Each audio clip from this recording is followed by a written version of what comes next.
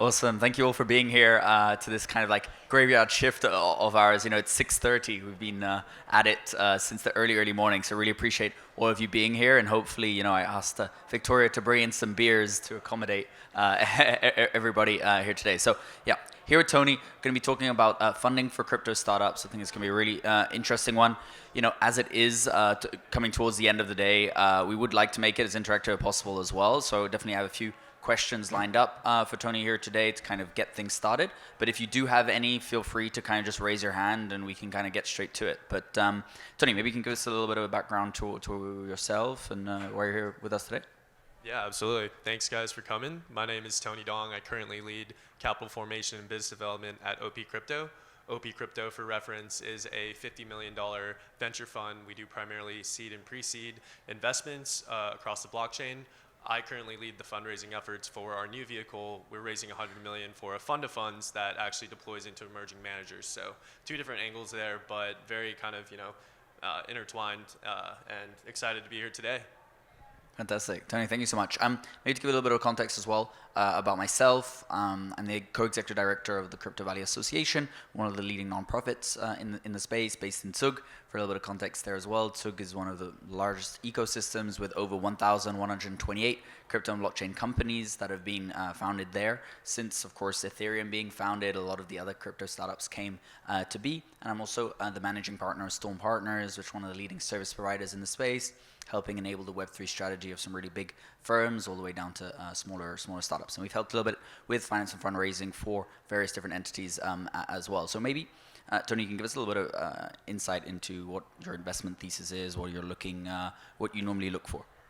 Yeah, absolutely. For us specifically on the venture side, I think we're very much more geared towards infrastructure with a kind of emphasis in gaming and especially kind of projects that, blend Web 2 between Web 3, call it Web 2.5, because investing in those projects, once you make that bridge, you access a larger target audience than you can just with a Web 3 startup.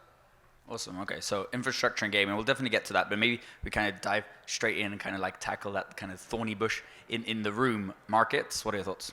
Yeah, I mean, it's been a wild couple months, Obviously, everyone's seen it in their portfolio, definitely probably felt it in your heart as well. But yeah, I think it's one of the interesting times where things are very connected with the macro effects in the U.S. with inflation as well, and we're seeing kind of a very, very significant cool down in the markets compared to December, even March. For us specifically, we've always been very kind of thoughtful in our investments. When valuations were very high, we were very selective in terms of the projects that we deployed. So 20% deployed in the venture fund. So pretty well equipped to kind of survive this bear market, but I personally think that we're in for a little bit more pain until it gets better. But I mean, like the sign says outside, this is the time to build. So you guys obviously are in this room because you have some sort of conviction, and we do as well. Also, and what type of projects do you believe have been suffering the most in terms of, a lot of people here have been like, oh, there's a lot of trimming of fat that's going to be happening, right? We're going to get a little bit more leaner through this market. I mean, what have you seen has kind of been dropping out through these past couple of months? Yeah, absolutely. I think so. When this whole kind of bull market was going, you would see a lot of copycat projects. So for example, an NFT marketplace that had a unique idea would get funded, but then there's a tier B, tier C kind of project, but they would also get funded because investors were building off that hype, getting FOMO, et cetera. But realistically, you don't really need that many of a similar project, and those kind of tier B and C type projects that were trying to address the same issue without that much creativity or innovation are starting to see some real struggles right now. Awesome. And you mentioned that you're currently 20% invested, and so you have the 80 that you're looking to deploy sometime over what kind of horizon? What are you looking at within this kind of bear market, if we can call it that? Use the B word here. What is the kind of time horizon you're looking to kind of deploy the rest of that? Yeah, I think specifically for our venture fund, actually, it's a 5-year fund. So we closed it in September of last year, so really 3-year investment period and then kind of 2 years to divest those investments. So, we've been very steady. So I think over the next 2 years, we're looking to take larger positions, lead some rounds now. So I think, in the next 18 to 24 months, we should be fully deployed. Awesome. And then if we talk about the two elements that you mentioned, so infrastructure and GameFi, let's start by infrastructure. I mean, what is really kind of, what are you really looking out there for at the current point in terms of infrastructure? I mean, there are a lot of companies that have been trying to build out the infrastructure now for the past, be it, let's say, even 10 years. I mean, what are some of the angles that you believe aren't covered yet or that are kind of covered but can be improved? Yeah, absolutely. One of the most interesting parts of kind of the infrastructure ecosystem, I think, going back to kind of our investments, we're looking at something called Decent DAO, and that's essentially a venture studio. Originally started off as a blockchain consulting company, but it's really a group of people creating actually like DeFi rails and effectively putting together their minds to build out infrastructure projects. And the governance is kind of a DAO structure, so effectively you get shares of tokens based on kind of like what you build out. And I think that's a really great option for a bunch of engineers that don't necessarily have to be siloed to one project, but they can kind of pick and choose where they want to spend their time and they get rewarded as such. Yeah, that's an interesting one. We're seeing a lot of other kind of like service providers or individuals that have the capacity to build up projects, and have been helping other projects actually. They transform into actually building their own projects out as well. So when you're looking at investing within, let's say, the infrastructure side, I'm sure the team is a really large component. What are some of the components that you look at when you're really looking into the projects?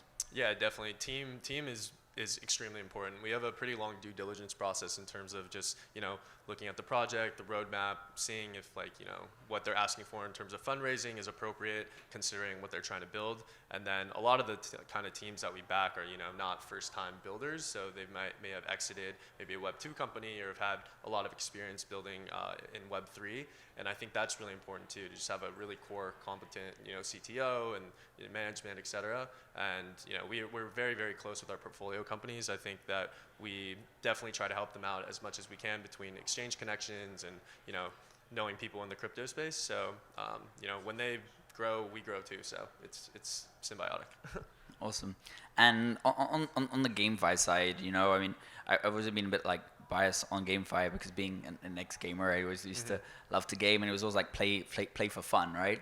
And now it's turned into like play to earn. And I feel like the next generations, they're never going to want to play for fun anymore. It's going to be like, wait, if there's no money in it, like why am I going to be playing Tetris or Pong or whatever that might be? So what are your thoughts on like that future kind of like GameFi and how that whole kind of space is moving forward?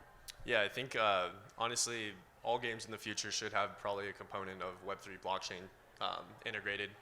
You're never going to see a game again that doesn't have those mechanics, because now you get rewarded for the time that you spend, and there's a lot of interesting tokenomics that go behind the game design. But it's going to take some time, right? So the major AAA studios are working very hard trying to get into blockchain, but it takes many years to build a really solid game. Right now you're kind of seeing projects come out that are experimenting with different tokenomics and different game design, but you'll really see like the quality AAA games come out in the next couple of years as well.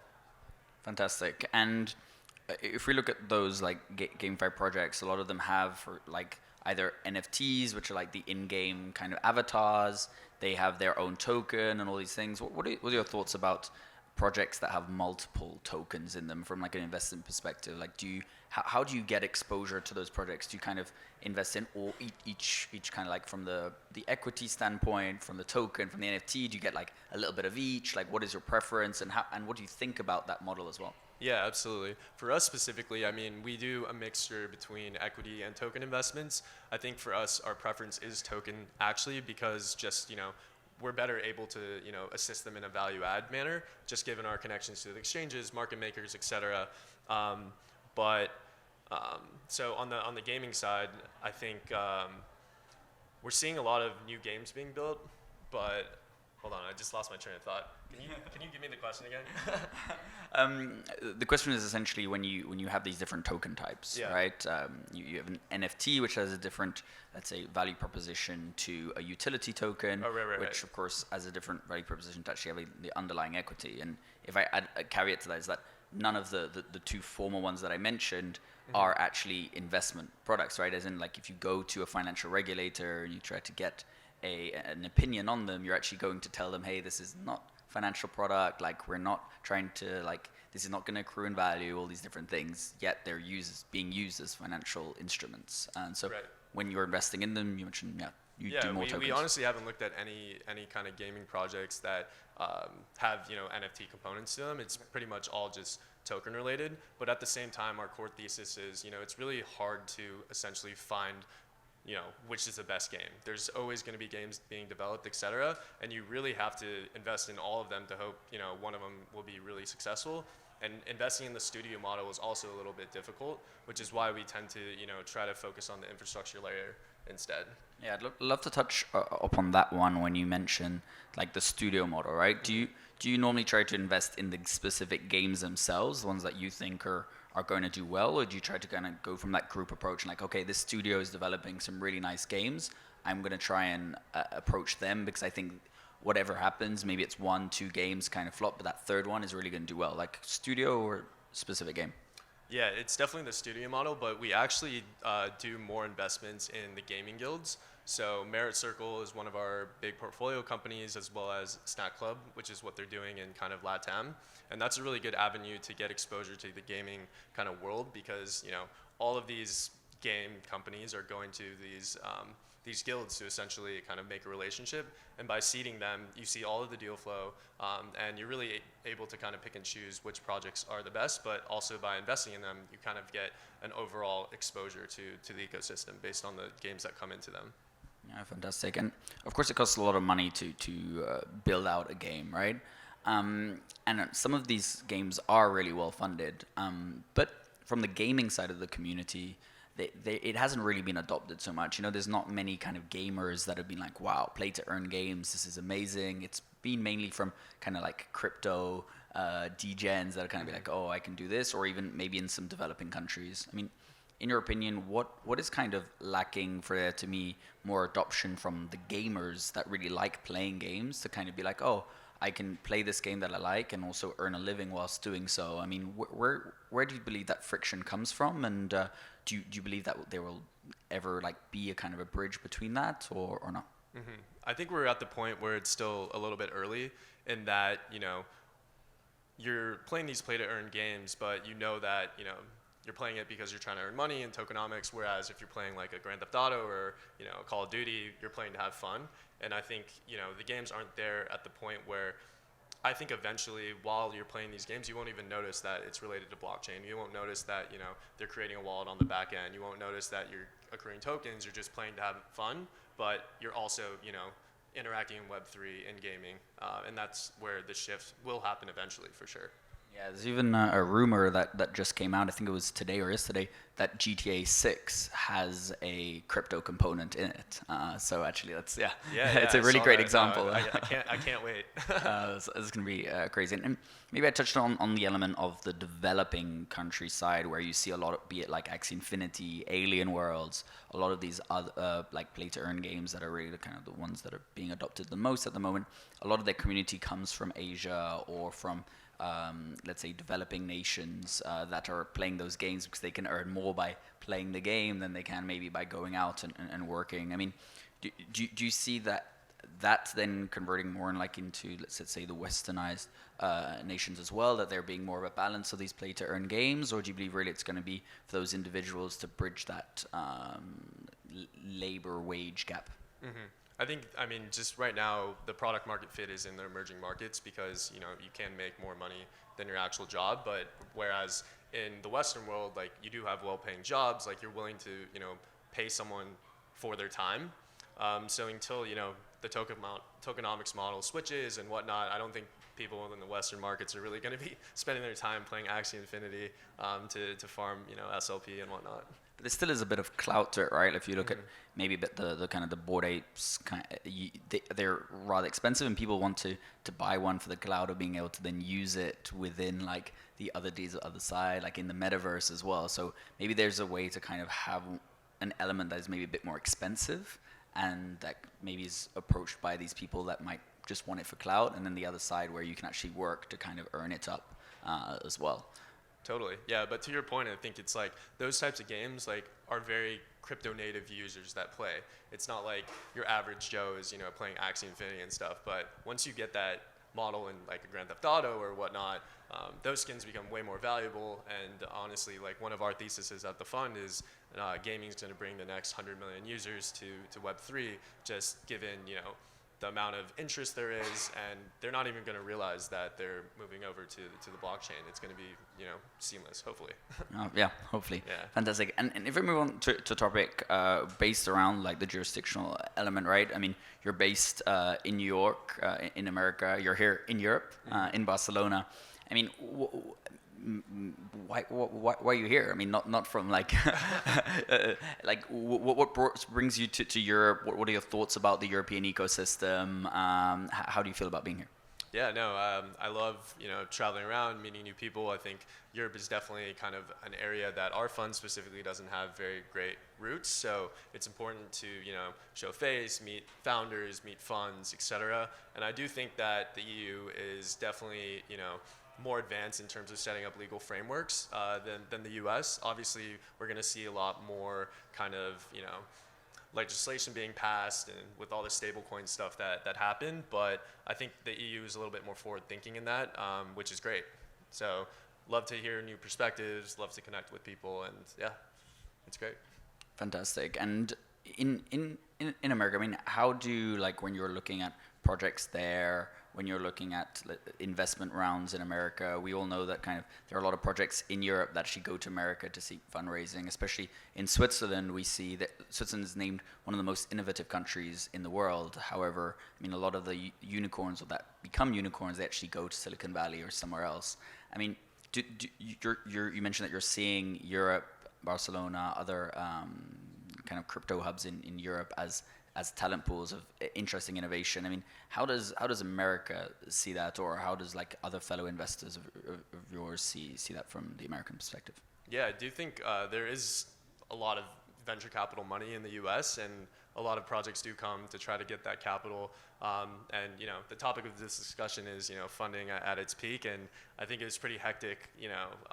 Just 6 months ago, where it was very much so a builder's market versus a VC market, and us as a venture company, and I'm sure a lot of other ones actually had to go pitch founders, what's your value add, etc. But now we're seeing a shift in that, the power has swung back to people with capital, and you're seeing a lot of down rounds. So just looking at a few companies last week, seed rounds at its peak were something around 40 to 60 million, depending on the valuation. Now a company came back to us, oh, we can drop to 25, oh, we can drop to 17. Like there is quite a shift in sentiment, but I do think that the U.S. is still an excellent place to get that funding. I know A16Z raising their $4.5 billion fund announced last month. Like there's plenty of capital, especially if they're trying to dedicate that to some early stage. So plenty of opportunities, but it's definitely more focused now on shipping really, really good products instead of just, doing another NFT marketplace, right? Yeah, I completely agree and understand, right, from the mirroring perspective that you mentioned earlier on. And so we've seen, a lot of these bigger companies, like they were heavily funded. They went through Series A, B, even sometimes C for some of the larger companies. And now this recession has kind of hit, this bear market has hit, and you see a lot of those larger companies that raised so much, that had hired immensely, now they're stopping their hires. Some are even kind of firing a percentage of their staff. I mean, from an investor's perspective, I mean, how do you see that? Do you believe that it's kind of it's part of the game? They needed to hire quick because they needed to accommodate to the market, or do you believe they should have been a bit more cautious with your money ultimately? Yeah, absolutely. I think definitely there was some folks that got caught up in the hype. I mean, just the trajectory was insane, and a lot of the growth equity funds FOMO'd in, and they were able to raise larger and larger rounds. I don't think a lot of people were focusing too much about valuation when initially seeding a lot of these projects, even at the earlier stages, which is why I think it's important for venture funds to be very cautious when, even in any market, bull or bear, to really look at valuation, really look at the team, and not get caught up in the hype. Now, like Bain Capital is holding bags, like they're down pretty bad. Yeah. No, definitely. And maybe we kind of turn to the audience here. I mean, are there any startups around by any chance? Raise of hands, startups. Okay, look, so there are still some young companies here, some entrepreneurs. What were some tips and tricks that you can give them, if they're looking for investing at the moment? What's some advice that you might be able to give to them if they're looking to raise? Yeah, absolutely. So, like I mentioned, I think it's more crucial now than ever to really have a great kind of business plan going forward. When you're asking to raise funds, et cetera, like you really need to have a targeted focus and understand how far is this runway going to get you. And honestly, sometimes the story and the narrative is just as important as the product you're building. So I'd encourage you to, reach out to venture funds, early stage especially, and just ask for their candid feedback. I think most people are more than happy to actually, give you really good kind of advice, and that way create a better pitch, kind of get that narrative going, make it sound more compelling, and that would definitely help you raise capital.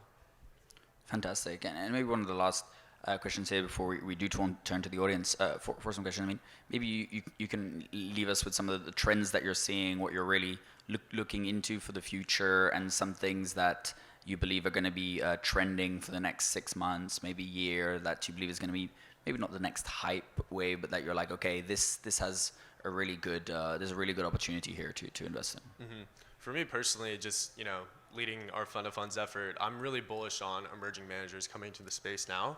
You look at these guys, they're raising first-time funds, first-time GP, but not first-time investor, very, very hungry to do well. When they're funded, 100% capital, 100% ammunition with no baggage. We look for, people that are very specialized in a specific sector, have a geographic concentration, and I think that these new fund managers are going to drastically outperform, and we've seen it. The market is very cyclical, and deploying in a bear market, I think Accolade released a report for 60 venture funds over the last 4 years, and I think the aggregate return for closed-ended funds was about an 8 to 10x, which is quite compelling. So hopefully, these emerging managers can knock it out of the park, but I'm really bullish on the ecosystem, and I think it's harder and harder to become a generalist venture fund these days. You really have to have like a targeted focus, targeted value add, and these are the type of folks that we want to back and we want to support. Yeah, stay hungry, stay foolish. Exactly. Fantastic. Wonderful. Well, Tony, thanks so much. And I finished grilling you for the moment. Maybe let the audience get to it. Please, if anyone has any questions for Tony here, happy to have them. Thanks a lot for the presentation and for the candid talk. I have actually 2 questions, so I'm going to be a bit cheeky. But what is the crazy story maybe that you've heard with crypto startups getting funded at its peak? And then second is, for example, you were talking a lot about gaming, that 80% or a large part of your portfolio is gaming. What would you say is the next frontier for crypto investors afterwards?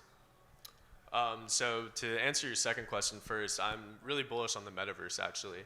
And one of the funds that we actually seeded was called EveryRealm. So Republic, they have a group that spun off, and they're creating a metaverse-specific fund that focuses on metaverse land investing, infrastructure, and gaming within the metaverse. So I think that's a really, really interesting kind of field that we don't have that much exposure, but learning a lot about it through chatting with the GPs of that fund, and now we have exposure through the fund of funds, and the addressable market is insane. Obviously, the tech isn't there yet. If you guys have used an Oculus recently, it's not amazing, but it's definitely better than it was a few years ago. And then, sorry, can you remind me your first question again?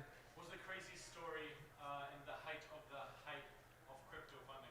Yeah, I mean, you guys remember like that SoulChecks product, right? I think there was like 100 VCs on the cap table back in December, which I thought was a pretty big red flag. I mean, I don't sit on our investment team, but there was a lot of back and forth about the product being kind of a little skeptical, but just seeing so many VCs on that cap table at such a high valuation was definitely interesting, and obviously we know how that all went.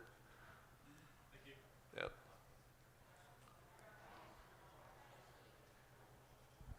Anyone else? Questions? You have an investor here, all lonely. Thank you guys for your presentation. I have an interesting question regarding your fund strategy. I mean, first you started as a direct investment fund, and then you managed to launch your FOF. I mean, how do you what's your thinking or strategy when you were making this transition from a direct investment fund to a FOF in the Web3 or crypto sector? Yeah, absolutely. I think both are very synergistic, and our whole vision for OP Crypto in general is to build out a bigger platform. So the founder of OP Crypto, David Gann, actually started his career off investing at Huobi, where he led their venture arm, but it was unique in that he also did fund-of-funds investments, so seeding funds like Multicoin, 1KX, Dragonfly. And we really are in an environment now where we think we can replicate this strategy specifically. And how it's so synergistic is, think about it like we will eventually be deploying into 15 to 25 funds, each one of them with a very, very defined sector focus or geographic coverage. And us having our own venture fund, the deal flow sharing and thought leadership is immense. And being able to, really help them in terms of fund setup, I think we can help these emerging managers a lot, but at the same time, the deal flow is massive. So it's like you're going to have your direct investment fund and funds of funds in operating at the same time. Yes, exactly. And you think it will bring you guys synergies in doing so? Absolutely. So like our core competency, I think like our fund mainly, focuses on bridging East and West. I think a lot of our members have kind of some sort of background in Asia, et cetera. But that doesn't mean like we have great coverage in LATAM or South Africa or Israel, and these are some types of emerging managers and markets that we're looking at. So having those in the fund of funds, you get exposure to the deal flow there in core competency areas that you might not have coverage on specifically. Understood. Geographically makes sense. Thanks. Definitely. Yep. Wonderful, great question. We have another 4 minutes left. Thank you. Hi, my question is, you as an investor, what's the most important three things that you really evaluate? I mean, besides of imagine that is a good project, but what is the most important things besides of the project that you really evaluate? In terms of decide if you are invest and how much you invest in some specific project. Yeah, absolutely. So besides the fundamentals of the project itself, like I mentioned, the team is super important. So like having a very, very competent CTO and kind of, higher management is great. And, a lot of early stage VCs, they all talk to each other as well. So looking at cap table is pretty important too, because you can see which VCs that enter and every one of them adds some sort of, different value add. We do deal flow sharing calls with 50 plus VCs a month just to exchange thoughts and whatnot. So the most competitive projects I think are a lot of people are talking about the same ones, and we're able to share thoughts around it as well. That's a great point. I think there's also the exit plan as well sometimes for various investors, right? They're like, okay, do you have a plan for me to get my money back at some point? We've seen that being a really important one. Yeah. As well. Yep. Wonderful. We have time for one last question, if anyone has one.